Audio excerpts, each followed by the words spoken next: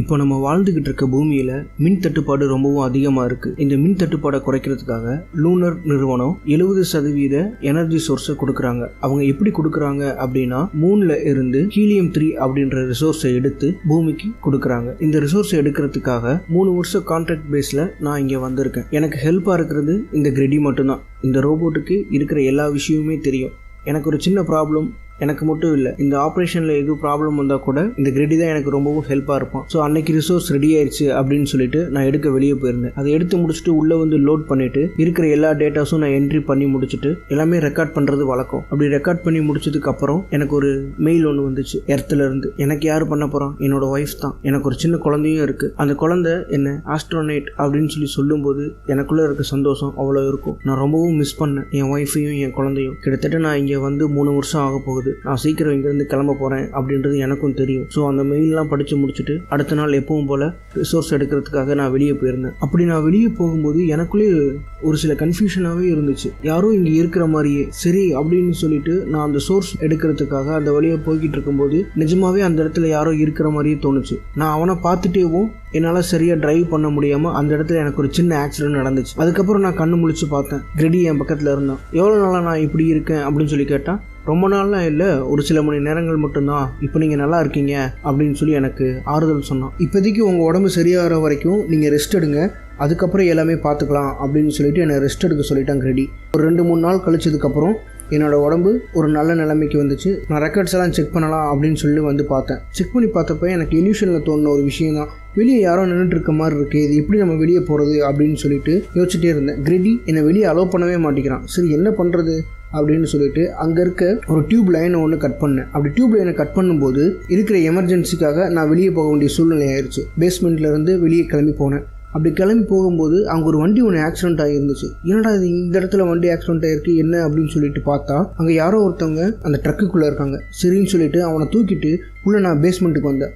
பேஸ்மெண்ட்டில் வந்து அவன் மூஞ்சியை பார்த்தா அவன் என்ன மாதிரியே இருக்கான். இங்கே வேற ஒருத்தர் இருக்கிறதே பெரிய பிரச்சனை, அதுவும் இவன் என்ன மாதிரியே இருக்கிறான்றது ரொம்பவும் கன்ஃபியூஷனாகவும் இருந்துச்சு. என்ன நடக்குது அப்படின்னு எனக்கும் சுத்தமாக புரியலை. கிரெடி கிட்ட அவனை ஒப்படைச்சிட்டு நான் அங்கே இருக்க என்ன பண்ணுறதுன்னு தெரியாமல் முடிச்சுட்டே நின்றுட்டு இருந்தேன். சரி அவன் ரெடி ஆனதுக்கப்புறம் தான் அவங்ககிட்ட நம்ம விசாரிக்க முடியும் அப்படின்னு சொல்லிட்டு நானும் யோசிச்சு பார்த்தேன் என்ன நடக்குது அப்படின்னு சொல்லிட்டு. அதுக்கப்புறம் அவன் ரெடி ஆனதுக்கப்புறம் என்கிட்ட வந்து பேச வந்ததுக்கப்புறம் என்கிட்ட சொல்கிறான், நான் ஒரு க்ளோன் அப்படின்னு சொல்லிட்டு. யாரா க்ளோன்? நான் இல்லை க்ளோன், நீ தான் க்ளோன் அப்படின்னு சொல்லி எங்களுக்குள்ள 2 பேருக்குள்ளேயே சண்டை, யாரு க்ளோன் அப்படின்னு சொல்லிட்டு. அதுக்கப்புறம் 2 பேருக்குள்ளேயே ஒரு அண்டர்ஸ்டாண்டிங் வந்து ஆக்சிடென்ட்டுக்கு அப்புறம் வந்தவன் தான் க்ளோன் அப்படின்னு சொல்லிட்டு நாங்கள் பேசிக்கிட்டோம். என்னதான் இருந்தாலும் என்னோட உயிரை காப்பாற்றிருக்கான் அப்படின்றதுனால அவனுக்கு ஒரு தேங்க் பண்ணிவிட்டு அதுக்கப்புறம் நாங்கள் ஒரு மெயில் ஒன்று எங்களுக்கு எர்த்துலேருந்து வந்துச்சு. அந்த டீட்டெயில்ஸ் நாங்கள் பார்த்துட்ருக்கோம் 2 பேரும்.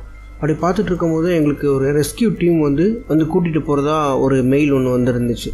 என்ன ரெஸ்கியூ டீம், யாரை ரெஸ்கியூ பண்ண போகிறாங்க அப்படின்னு சொல்லி யோசிச்சா, ஒன்று அந்த ஹீலியம்-3 எப்போவும் எடுத்துகிட்டு போகிறதுக்கு ஆட்கள் வரமாட்டாங்க, ஆனால் நம்ம இங்கேருந்து அனுப்புவோம். யார் ரெஸ்கியூ பண்ண போகிறாங்க அப்படின்னு சொல்லி யோசிச்சுட்டே இருக்கும்போது க்ளோனாக இருக்கவன் சொல்கிறேன், இங்கே ஆல்ரெடி இங்கே சீக்ரெட் ரூம் ஏதாவது இருக்கும், நம்ம செக் பண்ணலாம் அப்படின்னு சொல்லி. சீக்ரெட் ரூமா? டே நான் 3 வருஷம் கிட்டத்தட்ட இங்கே தான் இருக்கேன், சீக்ரெட் ரூமெல்லாம் எதுவும் கிடையாது அப்படின்னு சொன்னால் அவன் நம்பவே மாட்டேங்கிறான். அதுக்கப்புறம் கிரெடிக்கிட்ட நாங்கள் 2 பேரும் பேசிகிட்டு இருக்கும்போது, சரி ஓகே உனக்கு இது தெரியாது, ஆனால் ஒரிஜினலாக இருக்குது சாமுக்கு தெரியுமில்ல, யார் ஒரிஜினல் சாம்? நான் தான்டா ஒரிஜினல் சாம் அப்படின்னு சொல்லி நான் சொன்னான். அதுக்கப்புறம் கிரெடி நான் க்ளோனா அப்படின்னு சொல்லி கிரெடிக்கிட்ட கேட்டால், அது கிரெடி உனக்கு பசிக்குதா அப்படின்னு சொல்லி கேட்குது. என்ன கேட்டால் இவன் என்ன பதில் சொல்கிறான் அப்படின்னு சொல்லிட்டு நான் அந்த பக்கம் போக ஆரம்பிச்சிட்டேன். அதுக்கப்புறம் என்னோட க்ளோன் வந்து இருக்கிற ரூமெல்லாம் பிரித்து மேய்ஞ்சி தேடிக்கிட்டே இருக்கான் அங்கன்னு பார்த்துட்டு. அவன் தேடுறது மட்டும் இல்லாமல் நான் ரொம்ப நாளாக ஒர்க் பண்ணி வச்சுட்டு இருந்த மாடல்ஸை ஃபுல்லாக அடித்து உடச்சிட்டான். ரொம்பவும் கோவக்காரனாக இருப்பான் போல். அதுக்கப்புறம் கிரெடியை கூப்பிட்டு தனியாக பேசினேன். பேசும்போது தான் கிரெடி என்கிட்ட இன்ஃபார்ம் பண்ணுறான், இதுக்கு முன்னாடி ஒரு தடவை உனக்கு ஆக்சிடென்ட் ஆன மாதிரி இருந்துச்சுல? ஆமாம் எனக்கு ஆக்சிடென்ட் ஆச்சு, அதுக்கப்புறம் தான்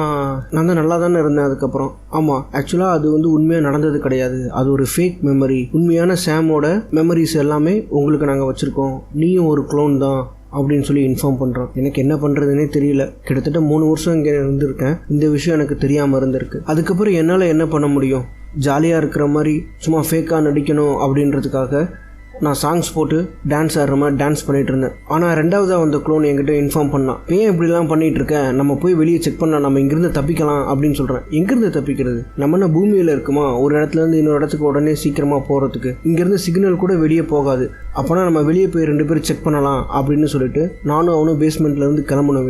வெளியே போயிட்டு நாங்கள் 2 பேரும் வெளியே போயிட்டு பார்க்கும்போது தான் எங்களுக்கு தெரியுது அங்கே ஒரு ஜாமர் ஒன்று ஃபிக்ஸ் பண்ணியிருந்தாங்க. ஆல்ரெடி இந்த ஜாமரை நான் பார்த்ததும் இல்லை. சரி ஓகே என்ன பண்ணலாம் அப்படின்னு சொல்லிட்டு அந்த சமயத்தில் எனக்கு உடம்பு சரியில்லாத மாதிரி இருந்துச்சு. சரி ஓகே நான் பேஸ்மெண்ட்டுக்கு கிளம்புறேன், நீ இருந்து பார்த்துட்டு வா அப்படின்னு சொல்லிட்டு 2வது க்ளோனுக்கிட்ட சொல்லிட்டு நான் உள்ளே போனேன். உள்ளே போனதுக்கப்புறம் என்ன பண்ணுறது, சரி இருக்கிற டேட்டாஸை செக் பண்ணும்போது ஒரு வீடியோ கிளிப் ஒன்று கிடச்சிச்சு. உடம்பு சரியில்லாமல் கடைசியில் இருக்கிறவங்கள எர்த்துக்கு அனுப்புகிறோம் அப்படின்ற பேரில் ஒரு இடத்துல வச்சு ஃபுல்லாகவே சாம்பல் ஆக்கிடுறாங்க. அந்த சீக்ரெட் ரூமை நான் அப்போ கண்டுபிடிச்சிட்டேன். 2வது க்ளோன் வெளியே இருக்கிற 2 ஜாமர் இருக்கும் போல், அது 2யுமே கண்டுபிடிச்சிட்டு என்கிட்ட வந்து இன்ஃபார்ம் பண்ணான், இந்த மாதிரி இருக்குது 2 ஜாமர் இருக்குது, சரி வா நானும் சீக்ரெட் ரூமை கண்டுபிடிச்சிட்டேன் அப்படின்னு சொல்லி 2 பேருமே அந்த சீக்ரெட் ரூமுக்குள்ளே போனால் நாங்கள் 2 பேர் மட்டும் இல்லை, கிட்டத்தட்ட ஆயிரக்கணக்கான பேர் அங்கே க்ளோனாக இருக்காங்க. அதை எழுப்புறது ஃபுல்லாகவே இந்த கிரெடி மட்டும்தான். ஒருத்தர் இறந்ததுக்கப்புறம் இன்னொரு க்ளோனை ரெடி பண்ணுறது தான் இந்த கிரெடியோட வேலை. ஆனால் எப்படி நான் சாகிறதுக்கு முன்னாடியே இவன் வந்தான் அப்படின்னு சொல்லி கிரெடி கிட்ட கேட்டால், இல்லை நீ செத்துட்டேன்னு நினச்சி நான் அவனை எழுப்பிட்டேன், ஸோ இது என்னோட மிஸ்டேக் தான்,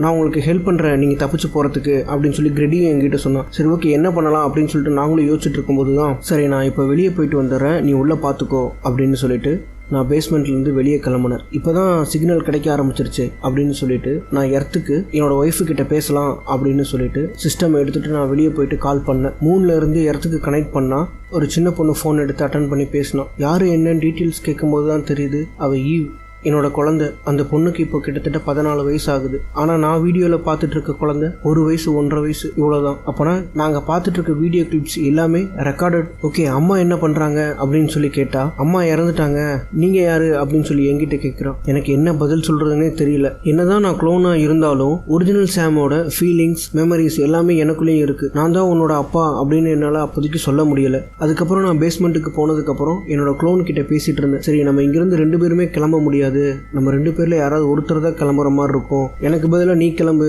எனக்குள்ள இருக்க ஃபீலிங்ஸ் தானே உனக்கு இருக்கு, நீ போய் நம்ம குழந்தைய பாரு அப்படின்னு சொல்லிட்டு நாங்கள் இன்னொரு க்ளோனை கிரெடியோட ஹெல்ப் மூலமாக நாங்கள் வேக்கப் பண்ணோம். ஏன்னா உடம்பு சரியில்லாமல் இருக்க என்ன மறுபடியும் அந்த ஆக்சிடென்ட் ஆன ட்ரக்லேயே வச்சுட்டு 2வது க்ளோனான இவனை எர்த்துக்கு அனுப்பலாம் அப்படின்னு சொல்லி நாங்கள் எங்களுக்குள்ளேயே ஒரு பிளான் போட்டுக்கிட்டோம். ரெஸ்கியூ டீம் வர்றதுக்குள்ள எப்படினாலும் நம்ம இங்கிருந்து தப்பிக்கலாம் அப்படின்னு சொல்லி 2 பேருமே பேஸ்மெண்ட்லேருந்து வெளியே போயிட்டு என்னை ட்ரக்கில் இறக்கி வச்சுட்டு அவன் அங்கே போனான்.